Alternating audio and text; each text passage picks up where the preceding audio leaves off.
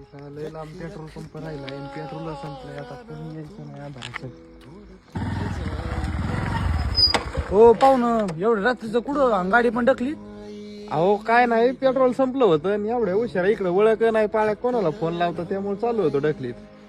अहो इकडं पुढं 5 किलोमीटर पंप नाही. खरं काय लय लांब जावं लागेल राव मला तर मग ढकलीत गाडी. नाही गाडी नका ढकलू, मी काय करतो आपल्या गाडीतलं काढून देतो तुम्हाला थोडं, मग जाता ना तुम्ही तिथं. खायला दादा मी येतो रिव्यूज तर 4 दारांना हात केले कुणीच नाही थांबलं पण तुम्ही न थांबवता कसं काय थांबले हो?